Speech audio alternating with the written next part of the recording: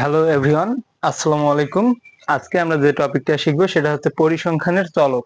তো চলক থেকে আমাদের মূলত একটা প্রত্যেক বছরই দেখা যায় যে একটা বা দুইটা এমসিকিউ থেকে যায়, প্রত্যেকটা বোর্ডে কম করে হলেও একটা এমসিকিউ থাকে। তো এটা খুব ইম্পর্টেন্ট, আমরা এই জিনিসটা বোঝার চেষ্টা করি যে আসলে চলক কি।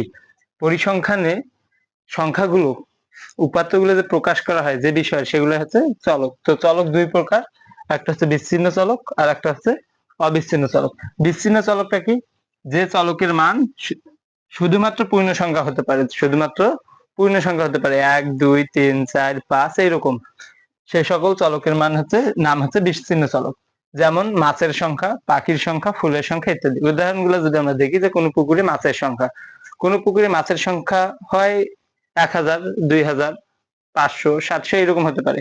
কখনো এই মাসের সংখ্যাটা আসবে না যে 500.5, কখনো আসবে না 1000.10, এইরকম মানটা আসবে না। অর্থাৎ এটার মান কখনো ভগ্নাংশ কিংবা দশমিক আসতে পারে না, এটার মান সবসময় পূর্ণ সংখ্যা আসবে।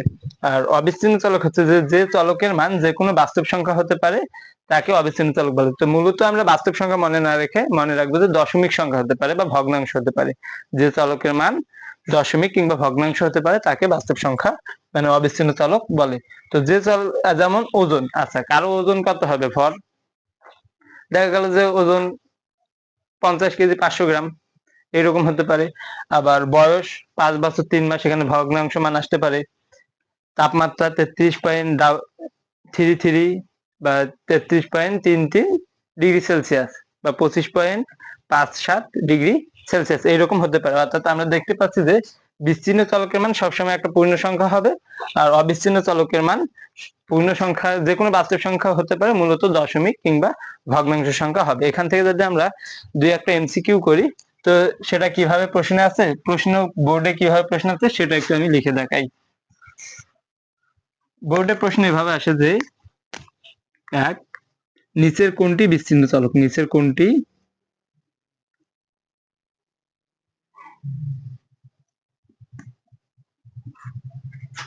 বিচ্ছিন্ন চলক। সাপোজ মনে করো যে ক নম্বরে দিছে পরীক্ষায় প্রাপ্ত জিপিএ, পরীক্ষায় প্রাপ্ত জিপিএ। তারপর খ নম্বর দিছে যে ওজন, গ নম্বরে দিছে উচ্চতা, আর ঘ নম্বরে দিছে পাখির সংখ্যা।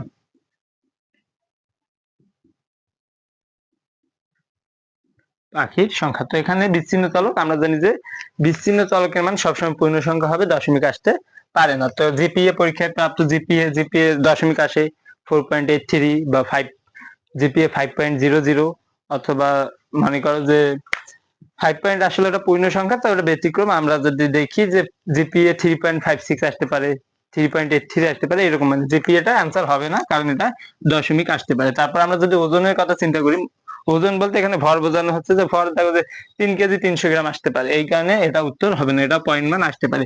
উচ্চতা 5 ফুট 6 ইঞ্চি এরকম আসতে পারে, তো এটাও দশমিক মান বা ভগ্নাংশ মান আসবে, এটা হবে না। পাখির সংখ্যা দেখো যে কোনো একটা জায়গায় পাখি কতগুলো আছে, 300 400 500 এরকম হতে পারে, কখনো এটা পয়েন্ট মান বা দশমিক মান আসতে পারে না। তার মানে উত্তর হচ্ছে আমরা এটা।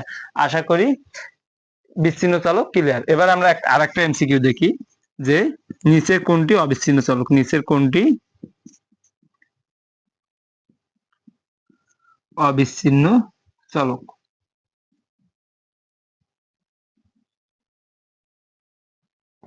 ক নম্বর অপশন দিচ্ছে যে মাছের সংখ্যা, ক নম্বর ফুলের সংখ্যা,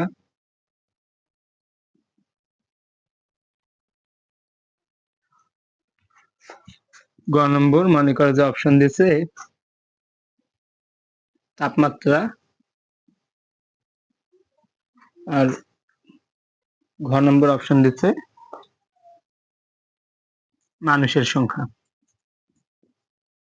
মানুষের সংখ্যা। তো এখানে আমরা দেখি যে নিচের কোনটি অবিচ্ছিন্ন চলক। তো অবিচ্ছিন্ন চলক মানে যে কোনো বাস্তব সংখ্যা হতে পারে, অর্থাৎ আমরা মূলত চিন্তা করবো দশমিক কিংবা ভগ্নাংশ। আচ্ছা দেখি কোনটা দশমিক হতে পারে।